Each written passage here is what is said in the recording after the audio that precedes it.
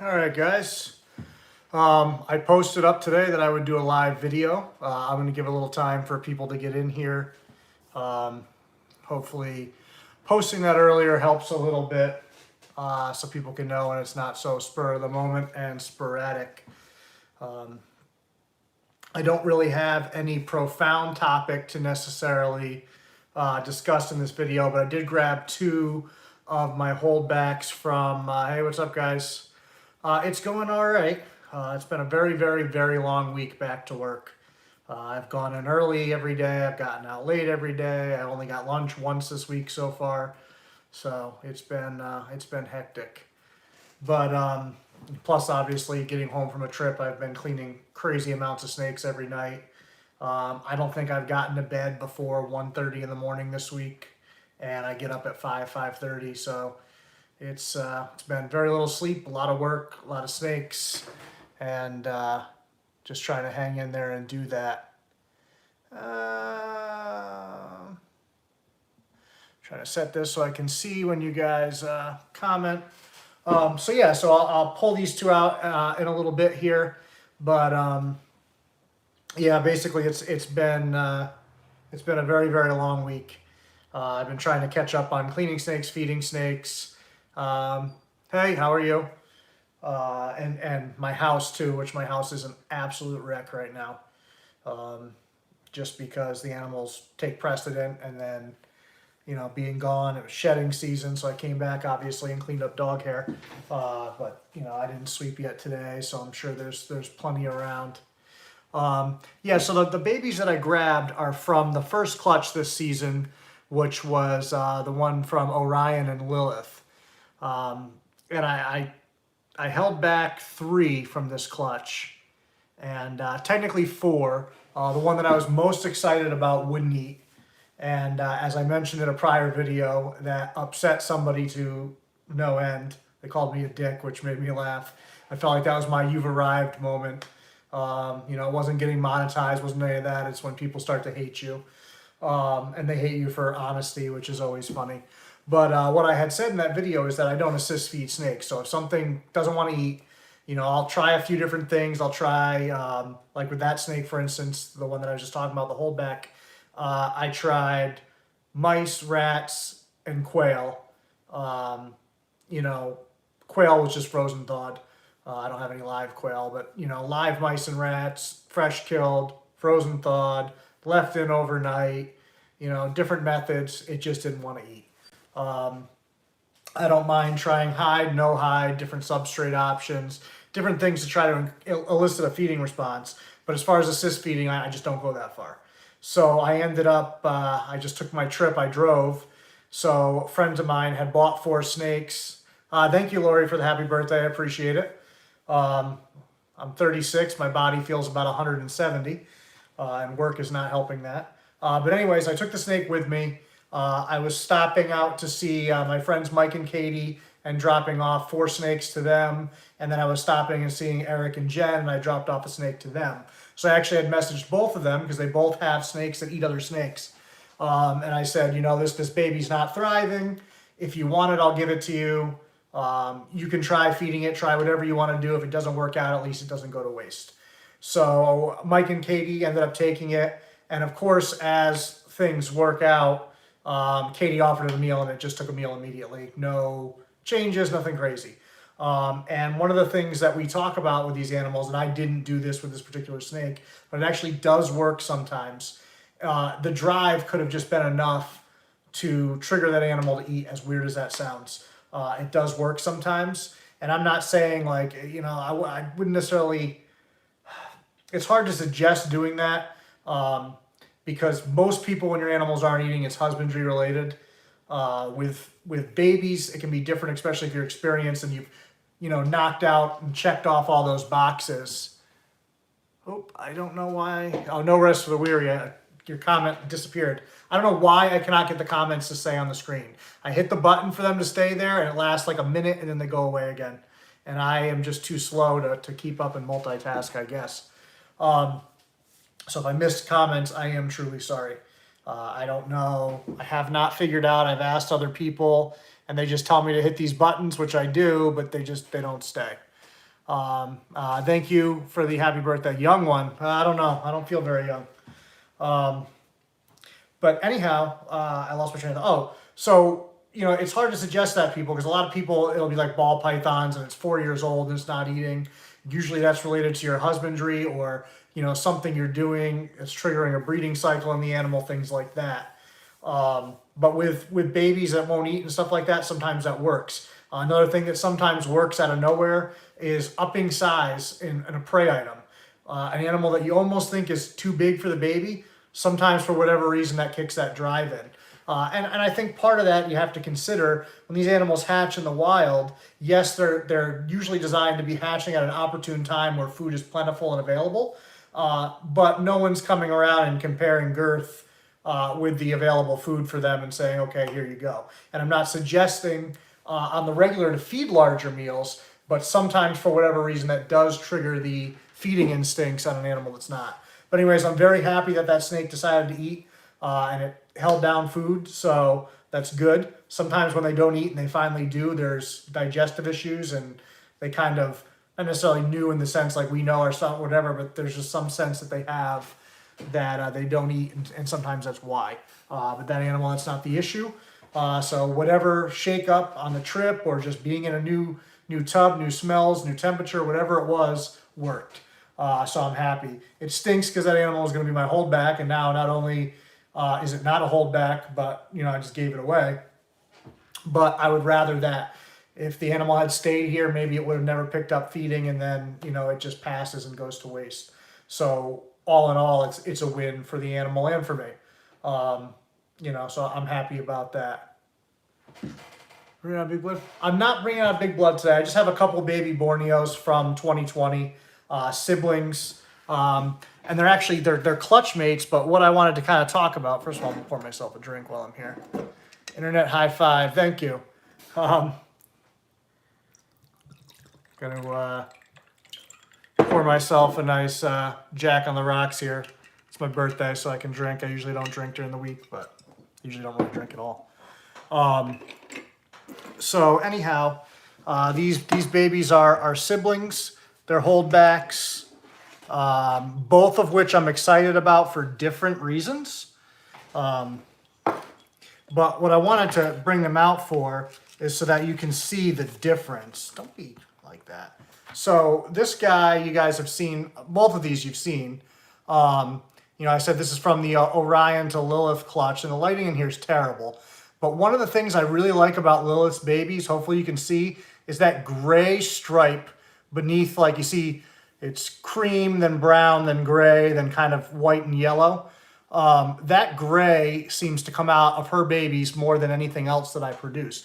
And even on this other baby that I have here, which is kind of a different direction from the same clutch. This one's the much darker animal, but you can still see it's got that similar gray stripe, even though these animals are pretty different color-wise. I don't know how much it's going to show up in this lighting. It gets dark so early now and it's a little too cold, so I can't sit outside and shoot. But these animals are siblings, same pairing. This baby hatched out 8th. This one hatched out 15th. This is a male, this is a female. But I like that gray. And I have a male, which I did a video with, and at least put one of them down so I don't have to juggle so much, that I did a video with that I'm really excited to hopefully breed this year. It's going to really hinge on whether Lilith is ready. I don't often go back to back, but because these guys hatched out so early, and she is, putting weight back on and all that stuff. Thank you for the happy birthday. But because she went so early, if I feel like she's in a good position in a month or two, I may pair her up this year. And what I'll do is I'll put the male in with her maybe once or twice. And if there's no activity, then I just won't bother and she'll have the season off. If she's very receptive, and I'll be able to tell if she wants to go. I know my girls, I know how they start to behave. Certain little subtle changes in their behavior. Some of them will bull wrap. Some of them will just lay a little bit different. They might be on the cool side more than normal. Even though I run ambient, there still is a degree of difference. Thank you, Laura. Appreciate it. Hi. How are you doing? but there is still a difference. Even if it's a half a degree to a degree and a half, it's just enough where that behavior kicks in and you see that. So I definitely do appreciate that. Adam, thank you again. Much appreciated. I saw somebody else said happy birthday. God damn it. All right. Thank you, Dylan. Yeah, I tried hopefully that was helpful posting about the live. My life is so sporadic between work and everything else that it's hard for me to plan stuff and stick with it. Not that I don't intend to. Like I really need to go grocery shopping, but I was like, well, I can't go grocery shopping today. And then now with COVID, everything closes so early. So like the grocery stores closed at 8 o'clock. By the time I get home from work, it's almost 6. And I have to come home first because I have to let the dogs out. Or dog, I only have one now. But yeah, so I have to let her out. And then I don't live like down the road from the grocery store. So I have to, it's a whole to-do to get out there again. So it's much easier if I could do it on the way home from work, but I can't. And then now working later and going into work earlier, the store isn't open in the morning before I go to work, and then it closes so early. So it is tough to plan sometimes, but I do try to do that. What are you going to do, go in my mouth? It's not a hide for you. I'm sure you'd like to, though. You can really see if we can get those sides in there. I hate that I don't have good indoor lighting. Really in any room in my house. My kitchen here is the best. And this lighting's trash. But you can see there's a lot of cool stuff going on with this baby. And to be 100% honest, I don't know what's going on with this baby. I just really like how he looks. He's got some of the characteristics of the side swipe. Whoa, easy, Justin. Coming in hot. Thank you for the happy birthday. But yeah, I just really, really, really like I love that white coming up down there. That's one of my favorite things is when white comes up on animals. If you guys have seen Matt Minatolo's like ocelot stuff, his white wall stuff is similar in what it does. And I think that's the influence of sideswipe in these animals. I love when they do weird stuff. Quick, cue the IBD. It's all over. But anyhow, his white walls have that. And Matt has always thought that sideswipe and ocelot are fairly similar. Now, the genes don't work the same way. So we know that they aren't the same thing because you can't take animals from sideswipe pairings that aren't visual sideswipes and create sideswipes. Whereas ocelots, you can. You can have animals from ocelot pairings that don't visually display the ocelot gene that then produce ocelot babies. I think Zach Green actually, and if you guys haven't checked out his channel, you need to. I know I put a link up at some point on there. But he had ocelot to ocelot pairing he did, or actually what we call het ocelot to het ocelot. And, Matt's always just kind of used that term loosely because we really don't fully understand exactly how that works. Hopefully he eventually nails that down. He's been working very, very hard with that gene for a while. But anyways, Zach had 2 babies that even Matt himself said, really wouldn't have guessed that those animals would prove, and they did. And Zach made some really killer stuff with that pairing. And that's why I tell people all the time, these are my favorite to breed because they do such crazy things.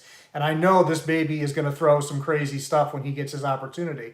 But what makes me think that there could be sideswipe in here and that it's just competing with the Ultra is the fact that there are these large runs of blank here, which is usually what you get with the sideswipe. Like this darker animal that I showed you, who's like, why are you messing with me again?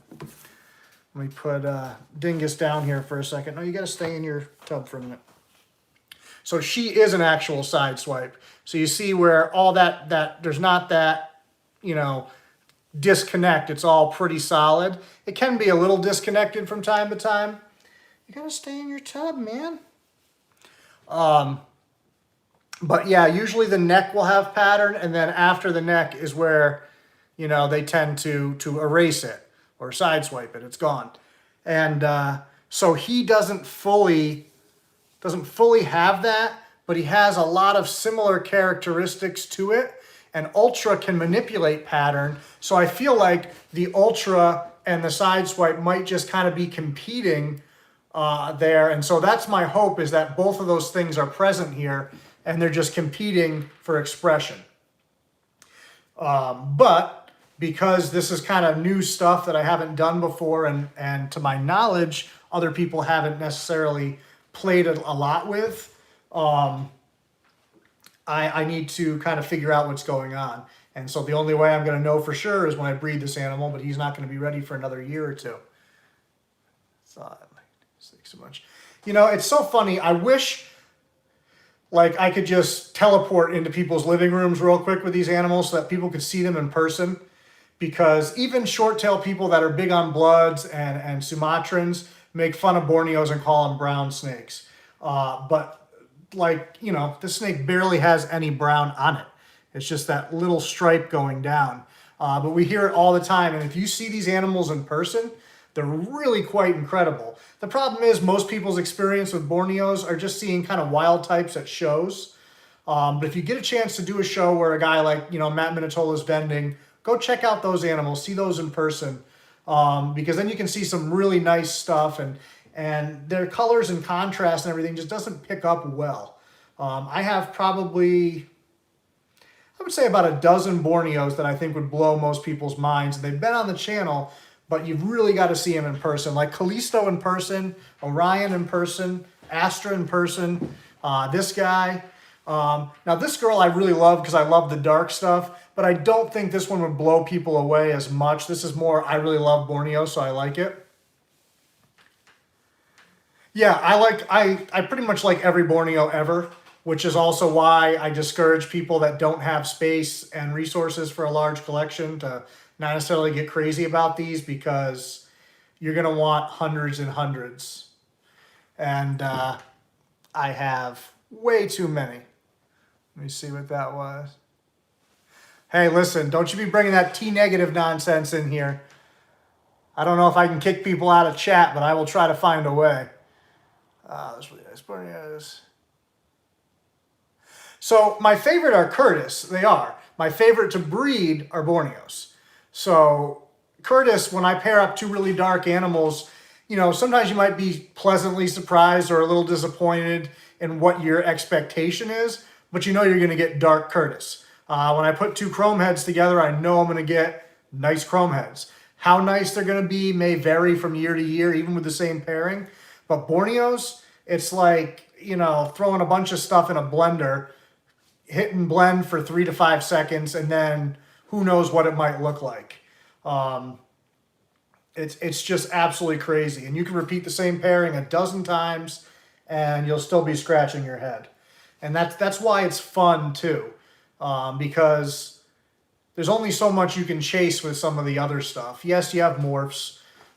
Yes, you can improve morphs with color and try to go for certain patterns and things, and there's all that. But you can still do all that with these too. But it's a little bit more challenging because, you know, with what might work for blood pythons, you do this, you do that, you do that, and you're going to get that. With these, it's like you do this and this and that. Not today. Today you get something else. And I enjoy that. It keeps it fresh. Makes you hawk the incubator a little bit more. What's my opinion on Nixlin? Nixlin's awesome. And I'm probably butchering how you say her name because I'm terrible at pronouncing things. But she's awesome. I actually have a male chrome head from her here. I didn't buy the male directly. What actually ended up happening is I sold somebody a female. They bought a male from her. And he messaged me probably about a year later, and he said that he didn't regret the animals, but that he was really into the darker stuff, and he kind of regretted getting into the chromes. That wasn't really what he was after. So he actually sent me both those animals back to me, the animal that he purchased from me and the animal that he purchased from her. So I have those here. And that male from her is just kind of kicking around for now. I haven't showed him off in the channel. I don't want to show him off inside, so you guys will probably have to wait till next year and remind me. And, you know, I'll pull him out then. I haven't decided 100% that I'm keeping him because I have the male that I use to make my chrome babies, and then I have a holdback from 2016 and a holdback from 2019. that I have that are male. And so I'm not sure how many chromes I want to work with. So at some point, one of those males will probably become available. It may be that one, it may be a different one. But if you're thinking about making a purchase, do not hesitate. Um, she takes great care of her animals. She's very passionate about it. She has a YouTube channel as well, which I'm assuming you've seen. So definitely check that out too. But she does a lot of cool stuff with animals, both professionally and as a hobbyist. So definitely would recommend her. The short tail community for the most part really has great people. Oh, nice, the pumpkin head. Yeah, I worked with her. I'm sorry, I'm reading comments here. She produced recently, look great. Yeah, no, the animals she's producing are very nice. So noob or not, you're absolutely correct. Those are nice animals. It's funny. I've never bought the pumpkin heads. And everybody always asks me for them, and if I bred them, I am certain that I would sell them very well. I don't have space for another project right now. I don't have space for the projects that I have right now, to be perfectly honest. I'm at a point where I have to shift things around and figure some things out because it's easy when you're holding back babies, but these all grow into adults and need more and more space. And I don't like to cramp animals at all. Nothing right now is really cramped per se, but I have some animals that are definitely ready to move up. That I want to get moved up, and I can't. And actually, space isn't even the issue right now, but I need to move my ARS rack out of the room that it's in into my other room, and then I can set up more adult enclosures stacked up where that is. But the ARS rack doesn't fit through the doorway, so I have to take the whole thing apart, which also means I need 30 holding tubs for those animals while I take it apart. And so I don't have 30 holding tubs right now, and I don't have the money to go buy 30 holding tubs. So I've got to figure something else out. I'll probably eventually end up trying to get a bunch of pillowcases or something and bite the bullet one day when I have some time and move that rack. And the only reason that I need to move that, and I'm not setting up the adults in the other room, is I run those rooms at 2 different temperatures. And so the adult cages are on ambient, so they need to be in the room that stays warmer. Whereas the ARS rack, has all the heat tape panels and everything set up in there. And I have a thermostat for it, so all I have to do is plug that in and, set the probe and go. Actually, I have 2 probes already set on there, so I can do a couple of different intervals because, obviously heat rises. So if you just have one uniform temp, you get a couple degree gradient from the bottom to the top. So I run 2 zones in it. So I'm doing only 5 high instead of 10 high. Just that way I do that zone and then the other zone kind of thing. Gives me a little bit more independent control. So that's what I do with that. But so that's why I haven't moved that. And once I do, that'll open me up space for like 4 or 5 more Christmas tree tubs, which I can then bump snakes out of the ARS into those, which opens up spots in the ARS to bump stuff out of 28s, which opens up stuff to bump stuff out of 15s, 6s, and so on. It's just a vicious cycle that never ends, and you just keep adding more adult cages. So keep that in mind too if you keep getting into snakes. I'm rambling quite a bit, which isn't really intentional. There are 4 species to get from the hobby. Yeah, Ryan Boyd has a lot. Oh, let me see. There are 2. Are marbles considered wild? No, marble would be a morph. You breed marble to marble, you get marbles kind of thing. There's some differing lines floating around. Some people consider granite and marble the same thing, but I think granite, what most people consider granite, I believe it works more on the recessive side of things, whereas marble just, I don't know. Borneo genetics, even for myself, definitely throw me off. And this was the first year I did pair a granite girl up once before to a sideswipe male. I wasn't happy with how the babies came out. I ended up selling that female. Nothing was wrong with her. It wasn't the direction I was going in, and she wasn't a snake that I had raised for a long time. So my friend Josh, actually, where I was just down in South Carolina there, he has her. So I just saw her the other day, said hello to her. She had eaten though, so I didn't pull her out. What are you doing? What are you doing? But as far as temperament, Laura, you asked, so technically blood pythons are a species of shorttail, whereas shorttails are not blood pythons. One of those type of deals. So there's 4 total species, 3 that are in the hobby. The 4th one, there's some debate about. I believe they found 2 deceased animals that represent the entire network of what we know about those animals. So I don't know. I don't know enough about that. I've never really dove into it because they're not in the hobby. They're not something that we have a live specimen to even look at in a zoo, let alone in the hobby to mess around with. But as far as the temperaments go, Sumatrans I find to be the best overall. What are you doing? Sticking your tongue on my nose. You can see how mean this one is. Borneos would be the most dramatic. And I know you're watching, oh, this snake is dramatic. No, this one is not. But some of his siblings are absolute douchebags. The 3rd baby that I held back that I was going to grab just literally flipped the fuck out when I tried to take it out. And I was like, all right, I'm not even going to bother. And that one flips out pretty much all the time. Which Borneos can be like. My male ocelot, it's been years. He just won't calm down. He thrashes, he bites, he'll poop on you, he'll spray you, musk you. He just hates me. The only time he's nice to me is when he wants food, and he'll sit there and wait patiently for me to feed him. But if I have no food for him, then I should just die. I either die or feed me. That's the 2 options I have. Blood pythons, I think, are probably the most temperamental of the 3, but that's just, overall. So I have some blood pythons that are awesome. And I don't have any Sumatrans that are not great. I have 1 or 2 that I would consider my edgiest Sumatrans.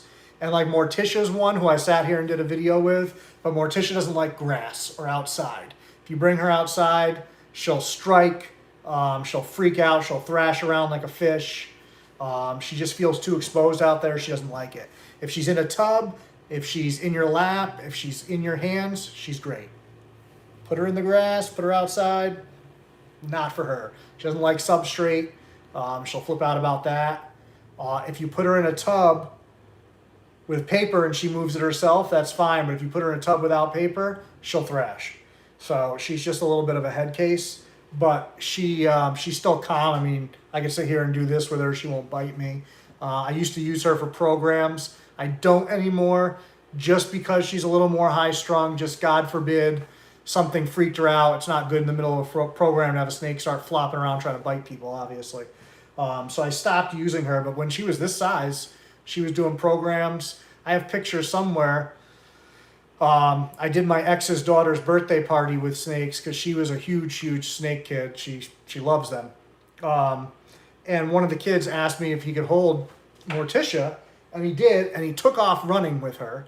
And there was, a bunch of people in a little house, so it was crowded. And I had a snake in my hand, so I couldn't run after him, so I was trying to stop him. And he was just trying to chase his grandmother around with her, because she's afraid of snakes, and leave it up to, I think he was like 7 at the time, to try to scare grandma. But Morticia just took it in stride. She was fine, didn't bother her one bit. But now, like I said, she's just more high-strung. So I discontinued that for the last year or so, and I use her sister Voodoo Queen, who's bomb-proof, doesn't care about anything. But like Callisto, Astra, Orion, all great with me. Callisto and Astra can be a little weary of strangers. Their mother's the same way, Electra. Great with me. She's very weary of strangers. Even if somebody's in the room with me holding her, you can feel her tense up. She doesn't like that somebody else has entered the room. But I can do anything with that snake and she's fine. She'll be vocal and she'll let me know that she doesn't want to be bothered, but she won't strike at me or bite me unless she's like super looking for food. And then she's a very food motivated animal. So when I'm feeding, she's one of those ones I have to use a shield to protect myself. And it's not because she's mean. Sambuca's the same way. Sambuca's absolutely insane about food.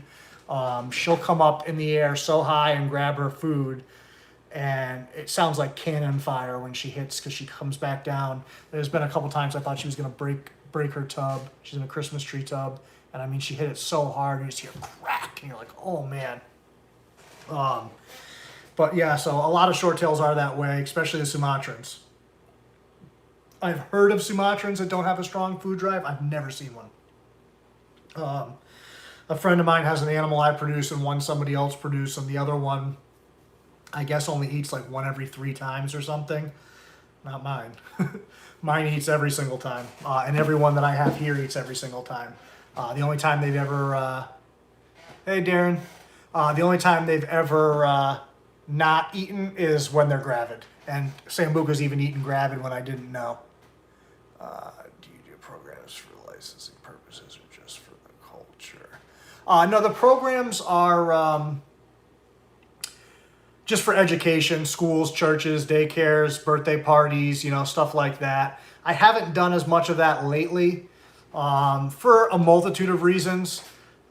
With the laws changing and all that kind of stuff, there's a little more exposure there and concern and negative aspects. I work with a friend of mine who has a 501c3 and all that, so she usually arranges most of that stuff now. I used to do them myself, but now I just usually help them out when I do a program, and it's been a while since I've done one. So usually I'll bring a couple of my animals, and she has a couple of animals that she brings, and we'll take turns and just kind of talk and educate people. It's tough for me because I'm such like a snake nerd, and it's hard for me to dumb that down to children. I find myself wanting to talk about more adult topics of, genetics and husbandry and all these things that kids just don't care about. They just want to see like, oh, cool snake, what's its name? Oh, Ben, great, whatever. And I've gotten caught off guard with that before, where I brought a snake that didn't have a name and they asked me, I had to make up a name on the spot. So like my berm was named Bruce one day because I'm like, fuck, I don't know. I'm like, Bruce was at that time, Bruce was that shark in, Finding Nemo? I'm like, kids will associate with that. And his name was Bruce. But that's not really his name. He doesn't have a name. So Bruce will work for now. But yeah, so I enjoy doing that stuff, but it's just been more difficult. Plus, I just don't have as much time now. I think if I move out of state, which is my ultimate goal, and I get somewhere with better reptile laws where I feel a little bit more comfortable bringing myself out in public with animals, and not as like public. I'm not going to walk around with snakes. I'm not that person, but I just mean like a public setting, like a school or something. Hey, Nathaniel. So I would like to do that again if I get somewhere that's a little more friendly with that, because the thing is, a lot of states right now, for those of you that don't follow USARC and don't pay attention to all the laws that are coming at us, a lot of states are trying to end that kind of thing. They're trying to end demonstrations with animals, and they're using the guise of like animal cruelty. And don't get me wrong, there's some educational things that run around with some people that are really not treating their animals well. So obviously, if you're going to hire a company to bring animals in, do a little research and make sure you're spending your money with somebody that actually cares about the animals and is looking to make a positive impact on the hobby. I know like Indiana, there's a guy that's just an absolute piece of shit with filthy, nasty animals that are not taken care of, and he abuses them. You don't want to put money in that guy's pocket. But yeah, so anyways, they're using like that to kind of get the public behind it to pass these laws where that's illegal. So right now we kind of need to push hard and do programs where we can, because this is what changes people's perception on these animals, is when they can have an experience that's positive. Rob up at Nerd is probably one of the people that is, right now obviously it's a little bit tougher with the COVID stuff going on, but he's probably a person that's really on the forefront of really bringing a lot of people to see the positive side of these animals. So, people like that are doing good work in the hobby, I will support to no end, because we need that. Plus, he's a friend anyway. But yeah, we need that positive exposure, which is also why I wanted to make this channel. One, because I saw a lot of misinformation, and two, because I feel like people watching these videos, I've had a couple people that don't really like snakes that have watched some of these videos, and they start to open up a little bit more, even if it's asking questions and getting, education on snakes and things like that. I wish I had time to go herping more and do some videos on, like native species. It'd be really cool to be able to travel around different places. Because you see people every time that kill native species, and they're always thinking it's a venomous snake, so they're killing it. 99% of the time it's not venomous. And even when it is, like, you don't have to kill that animal. And you see all these people, especially with, like, canebrake, timber rattlesnakes, whatever you want to call them, based on where you live. But horridus, there's a lot of people that are like, oh, you have to kill them, they're going to attack my kids and my animals. Those snakes are so docile.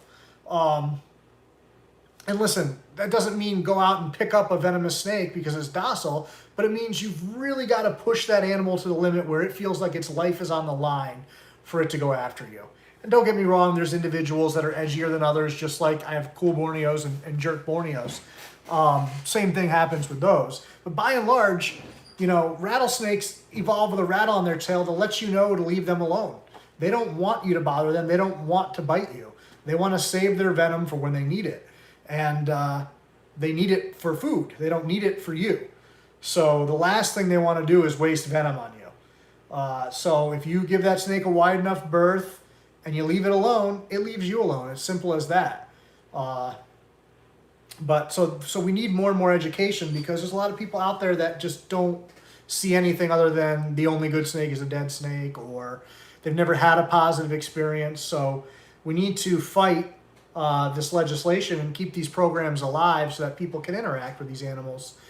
It's the same thing, like people hate zoos, but zoos sometimes are people's only positive experience with animals and only way to connect with something. And that stupid moment where you put your hand on the glass and the tiger smells the glass or whatever it is enough for a lot of people to connect with that animal now. Now that animal's worth saving to them. Whereas before it wasn't, because it was just a picture on the TV, or it was just a picture in a book. It wasn't real, it wasn't tangible. So while I can understand why certain people don't like, zoos are caging up animals for display, they're doing a lot more than that. And the big picture, they're really, really important. So definitely support USARK. If you have a local zoo that's a good zoo, go there. Buy a membership, even if you don't go. Support them if you can. It's always good stuff. Let me catch up on some questions here, because I've missed a million.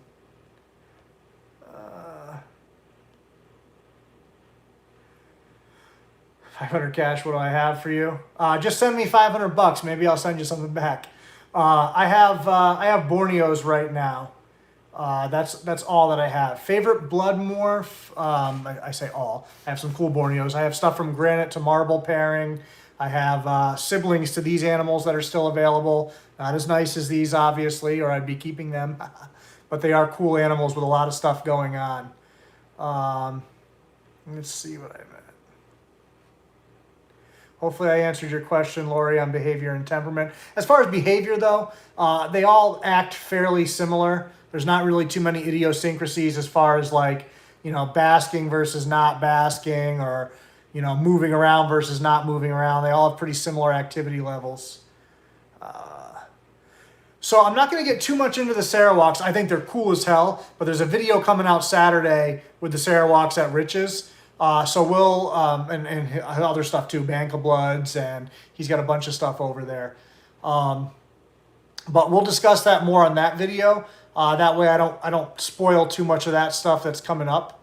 But they are really cool, and that was my first time seeing one in person and touching one, and they feel so different. They look different. They're built different. So it's amazing. I love this thing. Just poke around. Yeah. They really don't care. Once these short tails are tame, man, I can do pretty much anything with them, and it doesn't matter. Let's see. They have a great podcast also. I'm not sure who that is, but I believe you. Happy birthday. Thank you for the happy birthday, Nathaniel. I might have already said that. I don't know. Are you guys enjoying my hand in the way? I'm left-handed normally, but I'm using my right hand right now.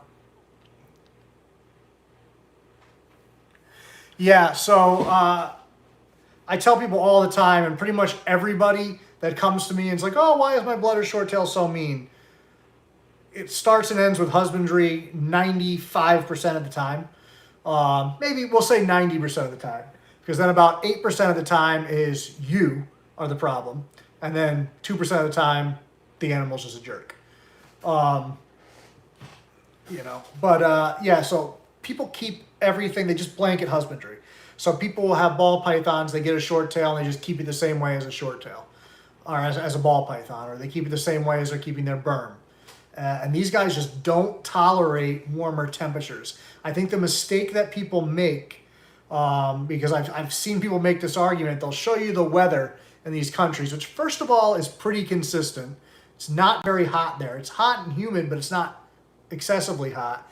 And even when it does reach those temperatures where people will be like, oh, well, it gets 90 degrees there. Well, these snakes aren't out basking in that 90 degrees. These guys will bury themselves in substrate, piles of leaves. They'll bury themselves in higher grass.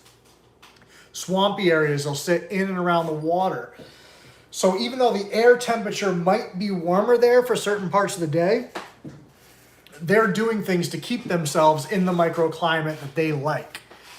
So if you're running like a 90 degree hot spot with short tails, you're probably getting bit a lot. And if you're not, you're lucky. Because temperature seems to set these guys off more than any one thing. And it can be a half a degree to a degree where the snake is chill like this, and then it's a total asshole. And it'll just flip a switch like that once it gets too hot. And the thing is, even if you take it out of its cage and you let it sit in a room for an hour or two and it cools down, because it's so stressed, the temperature stresses them. So because they're so stressed in their home environment where they're supposed to feel safe, and they never get a break, they don't shut it off when you take them out of their cage either. They're just constantly at a state of stress.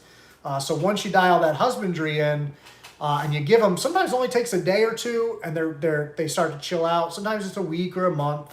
But most people that adjust that see an improvement in the animal's behavior fairly quickly.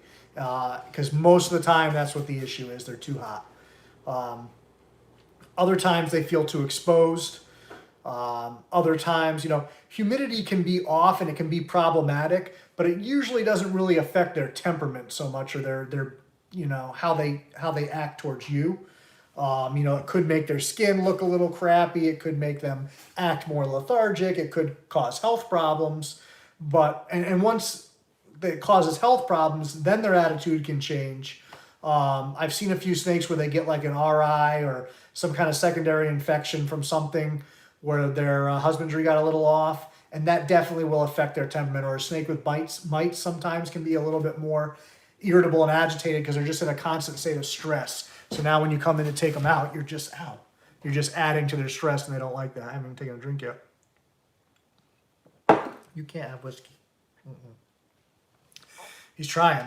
He's not old enough yet, though. When he's old enough, don't give your snakes whiskey. Let me see here. Matrix male, I've been trying to work with these stubborn. Yeah, I mean, I think you're making progress already with that matrix just from what I saw. You were sitting there. He didn't appear to be going crazy on you. What? Don't do this with him. You'll definitely be wearing a blood off of your face. I don't know if that'll be a new fashion style. But they definitely don't like that temperature. So I know your husbandry is pretty dialed in on him. But you're dealing with an animal that was high strung at a previous home. He's rehomed as an older animal, so he doesn't have stability yet. You give him some time to get stable, and you work slowly. That's the biggest thing. You can't work too slow. So even if you stay at that slow level for a year before you take the next step, it's not going to be too slow where, oh, I didn't move fast enough and it screws it up. But you can go too fast, and you can push too far, and then you can undo everything you've done. So if you're not sure that it's time to progress, wait a little bit longer. The animals will usually give you a sign. You'll see where their behavior goes from defensive and on the retreat to curiosity and moving towards you. And don't mistake moving towards you, stalking you as a positive thing. But these guys are really, really good about body language, which is nice. It makes them an easy species once you understand their body language to know where you stand with an animal. in a given situation. And you can watch on a dime where they flip that switch where something freaks them out, you know, like, well, this is a bad example because nothing freaks the snake out. But some snakes, if I were to wave like that, you'd see the tongue flicks change. They would either get very rigid and stop moving, or they would pull back, or they might even strike, depending on, you know, what they feel is the appropriate response. So this is a bad example because I don't think there's anything that really sets this snake off.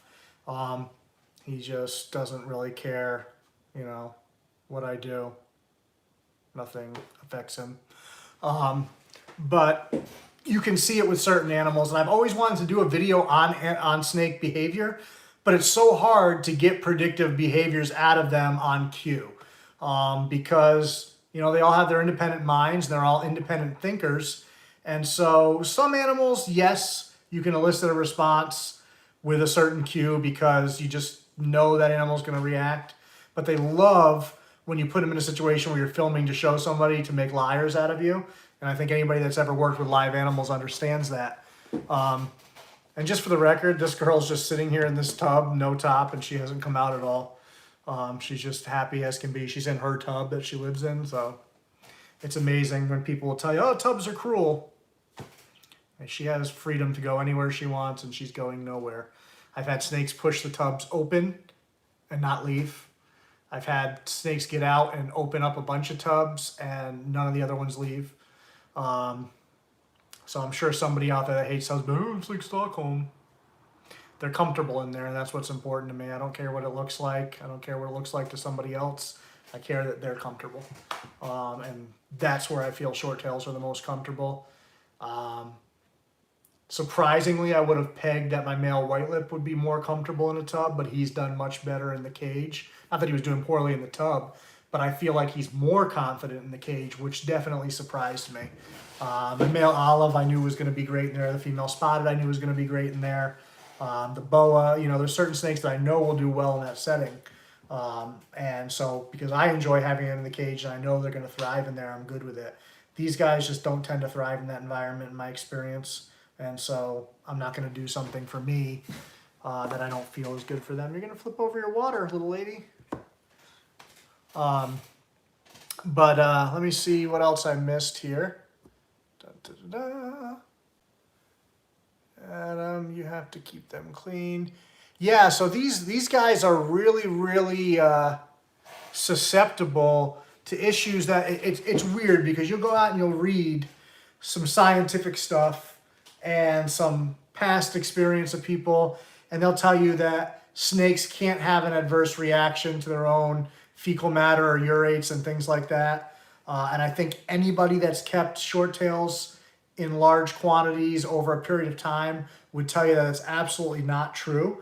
I can't link you a scientific paper that says it's bad or it's good, but I can tell you that if you don't keep them clean and well ventilated, you will see respiratory infections, you will see issues, you will see you know, higher strung snakes that just don't act themselves. But the respiratory stuff is big time. If you keep these guys clean and ventilated, which also is why like you rarely see respiratory infections in baby short tails or bloods, as long as you're keeping them any kind of decent. Even if I were to keep this snake in this tub right now, which I just put him in to bring him out here, but even if he was in something that small, he would probably be okay as long as there was some ventilation. But as they get larger, because they're heavy breathers, they take in so much more of that environment around them, so they need so much more air circulating and freshening for them. So in the Christmas tree tubs, I put in quite a bit of ventilation. Plus the tops don't, you know, they're not making like a tight seal, so you get some ventilation from that, or if you're using it in a rack, Christmas tree tub, if you have a little gap in the top, that'll allow for ventilation there.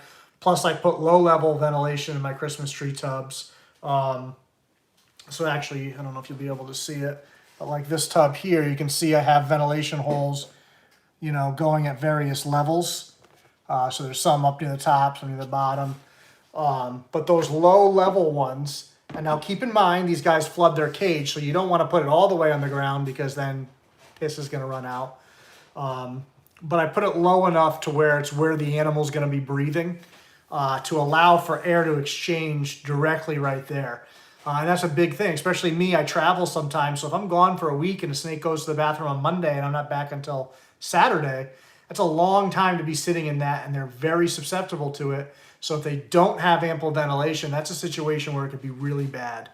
You know, if you were to put them in a small sealed container that had enough air for, say, 24 hours for that animal, if they go to the bathroom in there, all of a sudden that changes. That animal might be dead in 12 hours, might be dead in 2 hours, depending on how much they let out. So those gases that come out seem to be very toxic to these animals in particular. I have heard of issues with that with white lips as well, from some people, where like they almost get like, I don't know the proper terminology, it was almost like ammonia poisoning or something, but with the white lips that I heard about it with, the person was like very afraid of the animal and let it stack up over time. Bloods and short tails let out so much at once that it becomes problematic, right away. So that's why if you look around the blood and short tail community, very few keepers that keep a lot of them keep them on substrate, and that's one of the biggest reasons. That way we can clean them right away as soon as they become dirty. And it's not that you can't clean them right away with substrate, but you're more apt to miss it, or you're more apt to go, I'm going to spot clean and just change it out once a month or something like that. And a month of them sitting in that funk, not good. Like I put those guys on chip in there. The olive male, yeah, I'll probably leave that chip in there for a month. I'll clean out as needed. But he barely lets out any liquid. He lets out mostly solid urates. These guys let out more liquid than anything I've ever kept. The only thing I would say that's comparable is probably reticulated pythons.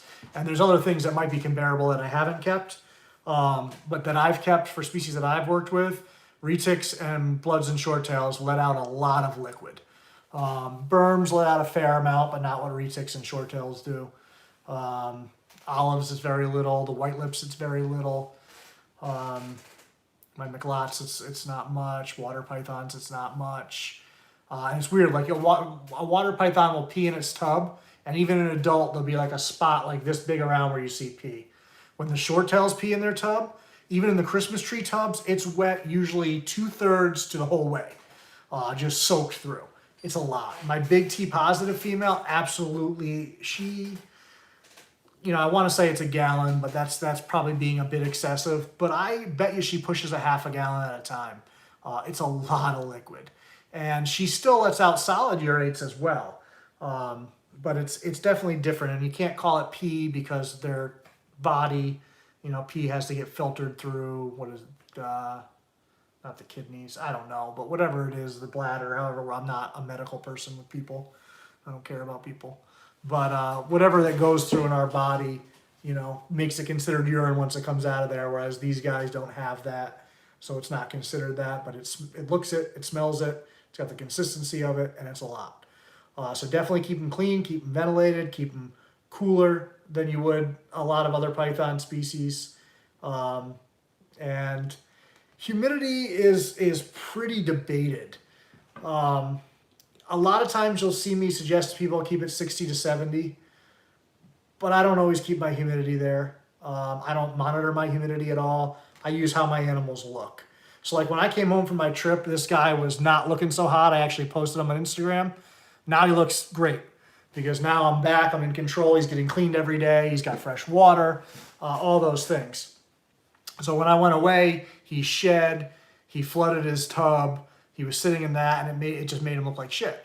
And it took probably 3 days once he was cleaned up and organized, and he was back to looking good again. But that's how I gauge the care of my animals. When I start to see anything that looks off, that's when I'll make adjustments. And it can be as simple as this animal usually sheds really well, and now the back got stuck, or an eye cap got retained. It can be, like I said, where they look wrinkly or off. It can be behavior. They're soaking more. They're spending more time at a part of their cage they don't normally. So maybe that's something that's off, and they're trying to find a way to regulate that. White lips, olive pythons are much easier even than short tails to tell when humidity is not where they need it to be. White lips, if their humidity's off, like within hours, they start to look different. Within a day, they look way different. If you left those snakes without water for a couple days, they'd be dead. If you forgot to give an adult short tail water for a week, it's not going to die if it's a healthy animal. It's not even going to probably look any different. But a white lip would be gone. So it's definitely a different level of, observation. Like the size collection I have of short tails, I would not be able to do that size collection with white lip pythons. First of all, the stress on me of dealing with that many snakes trying to kick my ass would get to me. But just the level of care they require over these guys, and the diligence within that care. It's one of those things where, oh, you've got the flu, you want to take 2 days off? No, you can't. You've got to be on your toes for them. The short tails can make it 2 days as long as you have them set up properly. So that's where that ventilation and all that stuff comes in. I'm rambling way too much on individual topics here. Yeah, Adam, I miss that group a lot. I hate most of the social media snake groups, but we had a lot of fun in there. We made fun of people all the time, which is always a good time. And we weren't making fun of people that didn't deserve it. We were making fun of people that deserved it. The group literally had one rule, and people couldn't follow it. The only rule was don't report posts. If you have a problem, message an admin or, tag us. Boom, report post. And people don't understand now with Facebook, if too many posts get reported in a group, the group just gets shut down and it's gone. So we lost that group. That group had right around 9,000 or 10,000 people, I think, in it. And it usually did better about 8,000. We found once you got over like that 9 or 10 mark, it started to get stupid and squirrely. Back it down, clear out some members, it would be good again. But it got stupid with people reporting posts. So if you reported a post, you got tagged in a post making fun of you for not being able to read the rules, and then the group could just have at you however they saw fit. So people would get very butthurt. I'm really surprised this day I've never been punched at a reptile show by somebody I probably wouldn't even know who they were, but they would remember me. And I was probably one of the nicer admins, but when you act like a fool, I don't have a problem calling you out and making fun of you and picking on you, whatever it may be. People that have dealt with me know that I go to the ends of the earth for people, even people that aren't my customers. I try to help as much as I can. Certain people monopolize a lot of time. Some people are real easy. You make a sale and I have to message them and say, hey, how's the snake doing? So you run the gauntlet. But I've sold snakes to a lot of people. I've dealt with hundreds and thousands of people. So my messages are constantly going, and I try to get back to everybody. But some days it's just I'm so busy. The last thing I want to do is sit there and type away on Facebook or Instagram or whatever. So I have more lately than usual. Started kind of just having days where I'm like, unless it's an emergency, I'm not even getting back to people today. I'm gonna, keep my mental headspace good. I have never kept womas or black-headed pythons. I will not keep black-headed pythons. Not that I don't like them. I think they're cool snakes. But as I mentioned earlier, I'm not into the assist feeding thing. And if you breed black-headed pythons, you have to assist feed the majority of the offspring you produce, which really comes down to we're trying to force them onto a mammal diet. And naturally, I think they start off more on lizards and maybe birds. So people are trying to circumvent that and force them to eat something else. I think if we actually were, breeding baby bearded dragons, we'd probably be able to get them all feeding pretty well. But I don't want to breed bearded dragons. I don't even want to own bearded dragons. So black-headed pythons are out for me. Womas are something that I've always liked and I've always wanted to keep, but I just never have. It's never been the right time when ones that I like are available. Like Dylan had some babies this year, or last year, excuse me. Well, no, this year. Last season, this year, that were incredible. So if I was gonna jump on womas, I would have jumped on those. They were real stripy and dark and nice. And some of his womas were actually breeding while I was just over there this past weekend.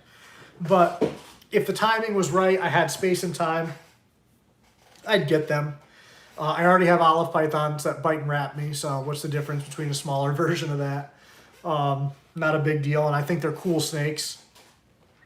I like Australian python personality because it's just very, I'm here, like, you might be food. I don't care how big you are. I don't care how intimidating you think you are. You don't scare me. I'm not backing down. They're just very, very bold animals, very confident animals. Their personalities they're like meatheads.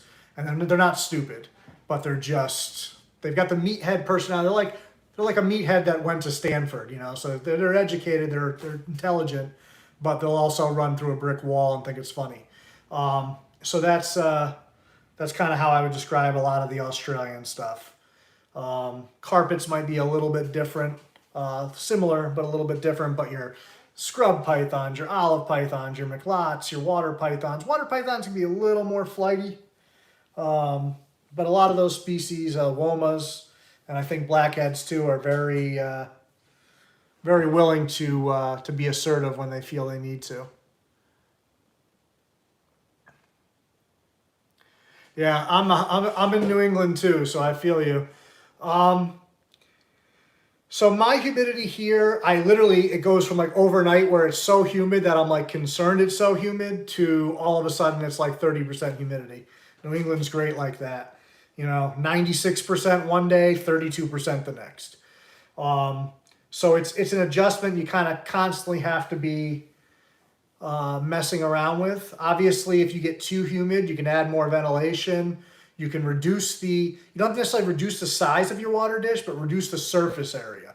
So a wider dish that has more surface area is going to create more humidity. So if you got a taller, narrower dish, there's less surface area, so you get a little bit less evaporation and humidity. So depending on which direction you're trying to go, you can adjust that surface area. Also, proximity to the heat source. So like for my white lips that need high humidity, I usually keep their water where it's like half under their heat panel. So it's constantly evaporating more and constantly keeping the humidity higher in that enclosure than it is in my others. Same with the olive pythons. My female olive actually has 2 water dishes in her cage. One is on like the cool side, and then I keep one on the hot side that's, you know, she drinks out of it, but it's really there more for humidity than it is for her to drink out of. The other one really I have in there for her to drink out of. And obviously she drinks out of whatever the fuck one she wants. I tried to tell her that, you know, they're for different reasons, but she won't listen to me.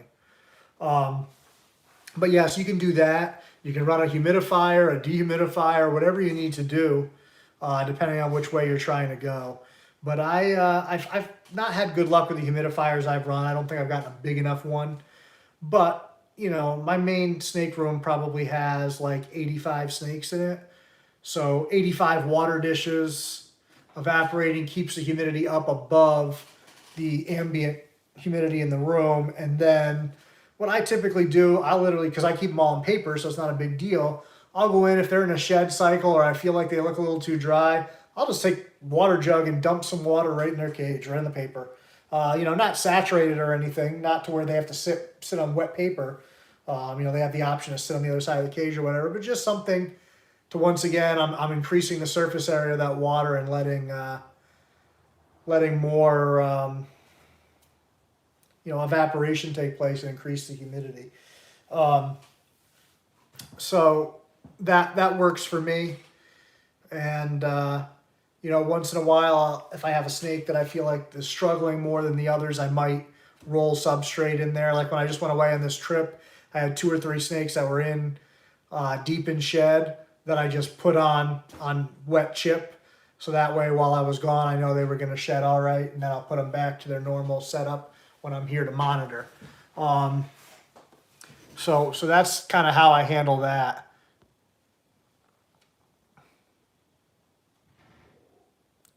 Cool ass states? No.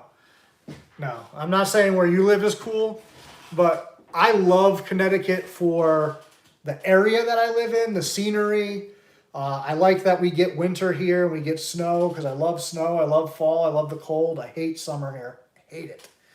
I put up with it, but I hate it.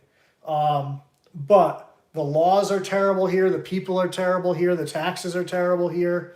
I was just talking to somebody the other day. We pay like second or third highest taxes in the country, and we have the 45th best road system out of the 50 states. That doesn't make any sense. Why are we constantly beating up our cars in gigantic potholes? The stuff they put on the roads for the winter time. I think we're one of only 2 states that even uses it. Everybody else has banned it. It literally eats the underneath of your car. So if you're driving your cars around the winter here and you don't wash your undercarriages regularly, within a few years you get serious rust issues and your frame starts to fall apart. So that's why a lot of the wealthier people here have multiple cars and they use a cheaper car in the winter and they don't use their regular car. So it's just absolutely ridiculous in that aspect. I don't mind paying a lot of taxes if it's, the living is good, but the living is not good for what we're paying. But Connecticut's also, it's tough because land area wise, it's a very conservative state, but the 2 or 3 big cities just dominate the voting, so it's very Democrat run. So that means a lot of spending, and it doesn't benefit those of us that don't live in those big cities. So it's kind of tough. I've always said we need an electoral college for the state level to help balance out the voting. You look at a state like Illinois is the same way. Illinois is largely conservative, and then you have Chicago, and Chicago just decides every election there. So you're not really getting an accurate representation of your area that you're in charge of.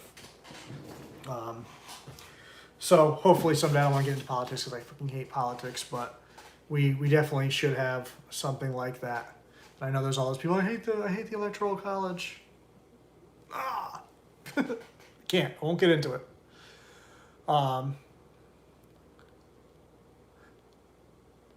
Alabama is definitely not on my list of states that I want to go to.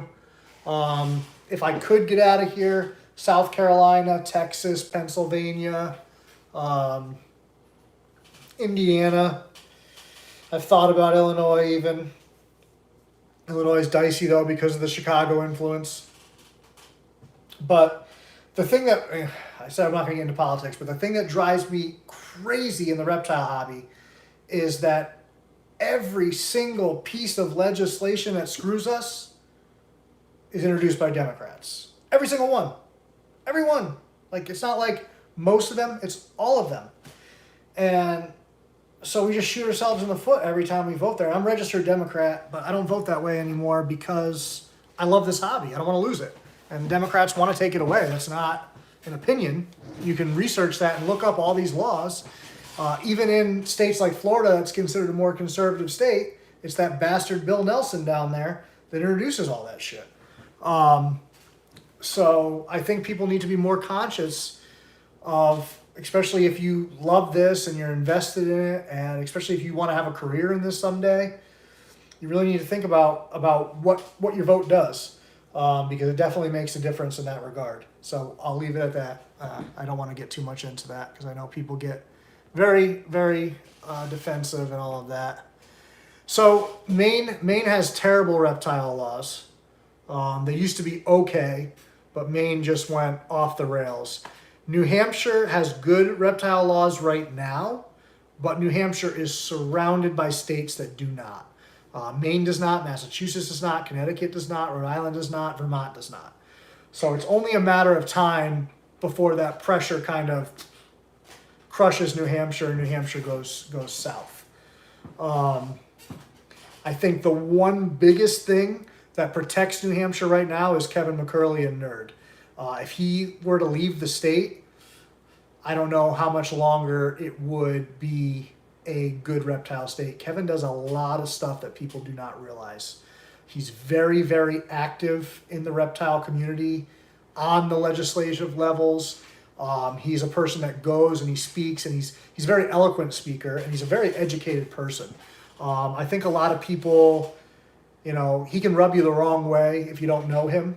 And he can rub you the wrong way if you do know him sometimes, depending on the mood he's in. He doesn't to me. I like Kevin a tremendous amount, but I can see where people feel that way. But he's probably our biggest advocate. And then Kurt too up in Massachusetts has done a lot as well. I think he's busier now, so I don't think he's doing as much.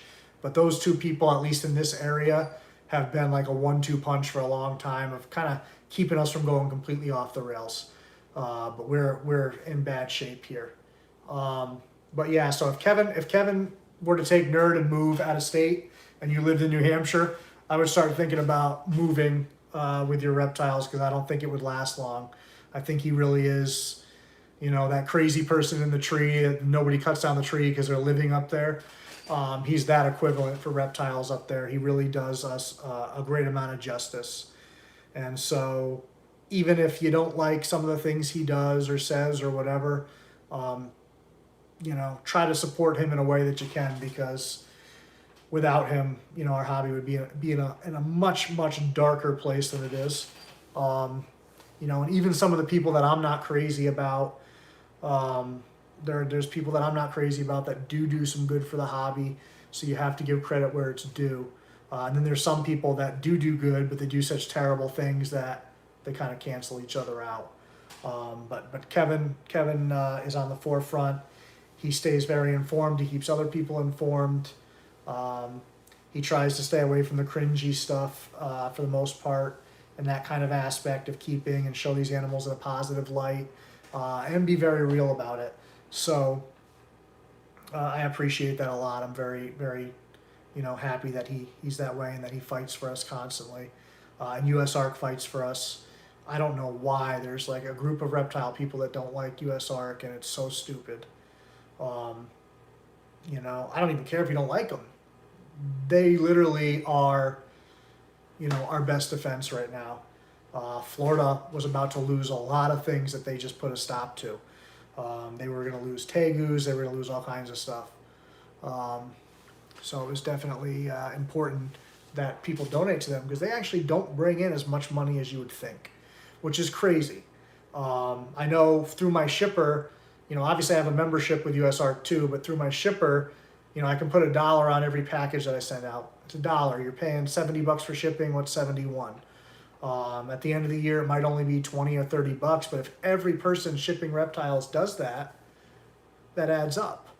Or if, even if you donate $10, $20 a year to them, I would suggest just getting a membership. You get a t-shirt, you get mailed some email newsletters that let you know when things are going on legally that you might want to be aware of in your state, surrounding states, your county, your city, federal level. So it's I think it's like $40 a year. I think they might have a cheaper membership option, but I think $40 a year is what gets you the shirt and stuff. They have 100, 200, whatever. But if you're breeding reptiles or working with reptiles, making money off of reptiles, even if you're just keeping reptiles, $40 a year to help, be able to do what you love is a drop in the bucket. I'm broke. I'm eating ramen noodles and bags of mashed potatoes. Like, I'm literally that poor. But I make sure my membership's up to date, and I make sure that I'm sending that money when I ship. And is what it is. I just sent out my new membership maybe 2 months ago. And like right now, my wash machine's broken. I need a new wash machine. My car has bald tires. I have no brakes in my car right now. My license expired today. I don't have the money to renew it. Like, all kinds of shit. But USARK's taken care of because they're taking care of us. So try to make that a priority. Let me just check if there's any more questions. Otherwise, I'm going to end this so I can actually relax on my birthday a little bit here. Name names. I did. I talked about Kevin. And if you've watched enough of my videos or follow me on social media, I don't need to name names. You already know. You already know who I'm not very fond of.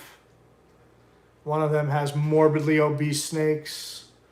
One of them shoves very large animals into very small spaces and does cringy shit. Although I will give credit where it's due, he's gotten a little bit better lately. 40 days to get a camera for my snake room. Yeah, I have a camera in my snake room as well that I can check in on. 5 days, honestly, if you have short tails, is not a big deal. You know, just make sure you don't feed them for like 2 weeks before you leave. You know, make sure you give them an ample sized water source. If you're a little worried, sometimes I'll throw 2 water dishes in a cage. You know, you can even soak them like 4 days before you leave. So that gives them time, if they drink a lot, to piss before you go. And you can clean it, and then just have them really clean, and they should be all right. You know, make sure you have good equipment. That's why I use Herbstat on my snakes. I trust Herbstat. All right, I think I got everybody's question. If I didn't, I'll try to check it out after and see. Yeah, enjoy my birthday. I'm literally going to just try to get to bed early. That's my goal. But this is a nice long live video, and I think there was some decent information on there. Thank you to Adam and Justin. Really appreciate those contributions to the channel. I've been traveling a lot and putting a lot of money into this, so it's nice to get a little something back towards it. You know, that's not my ultimate goal with the channel, of course, but you know, if it does become more profitable, that's a good thing, because that just gives me more of an opportunity to get more unique content and travel around a little more. I don't want to travel, like you see, everybody goes, all these other pet tubers, whatever they are, and I hate that name, so don't call me that. But a lot of them are always traveling to the same people, so I wanted to go to some different people, some people who I respect and value, some people that I think are doing cool things that maybe a lot of people don't know about, and I think so far already I've done that. Josh is one of those people that doesn't have a huge social media presence, so I think a lot of people don't know, and he's one of the smartest reptile people I've ever met. I mean, he's a smart person in general. He's some kind of crazy scientist, whatever he used to do in a lab there. But he's very, very intelligent and has so much information to teach. I keep trying to get him to do a little bit more of that stuff. But I have more videos coming with him, and I hope to get back down there again in the future, because he's just so educated. So if you haven't watched the Tegu one yet, or the Baby Lizard one, or the Ultra one, you're missing out. Especially that Tegu one. I know it's like 28 minutes. But if you're interested in those lizards at all, there's a lot to learn there. And plus you get to see how they're set up. But yeah, Rich's video is coming up on Saturday. That was another person I was super excited. I messaged him thinking he was not going to say yes. Even though I've met Rich, he's a nice guy. You know, with COVID going on, with just, you know, you met somebody at Tinley and say, hey, can I come over to your house? You know, it's kind of a weird position to be in. And some people have said no that I've asked. One that I really, really wanted to get said no. I knew that it was going to be a no, but I was hoping so much. But he's just very private in that way, so I knew it wasn't going to happen. But Rich, I'm very excited about, and hopefully you guys enjoy that video. I'd like to get back out there someday. Him and I talked for quite a few hours, and that was a really, really great time. He's very, very smart. He knows a lot. He's been working with these animals from everything from, you know, relocations to rescue to breeding. I mean, and breeding some species that aren't, you know, as easy as some of this other stuff.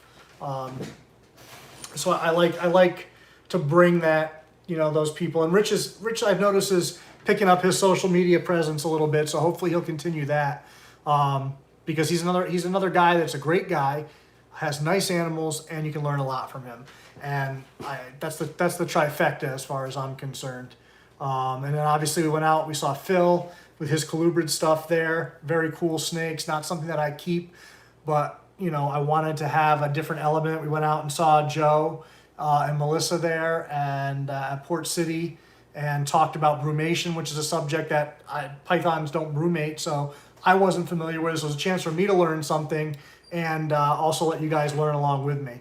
So hopefully we'll have more opportunities to do that. Thank you guys. Every time you watch videos now that it's monetized, I'll get like a 20 millionth of a cent. So keep that up. Thank you guys. And also, if you are enjoying the content and you like particular videos, share it places. especially the lizard videos. I'm not in lizard groups. I don't keep lizards. So if you guys share that and promote it elsewhere, that'll help. You know, and it helps me, and it might help other people that maybe have questions that are answered in those videos. I try to make sure every video has something of educational value, and I'm not just over here, you know, doing nothing. Even this live video, I feel like there's some good information on here for people. Alrighty, we will see you later, and I am out. This one's out, and the little lady's still sitting over here in her tub, not moving.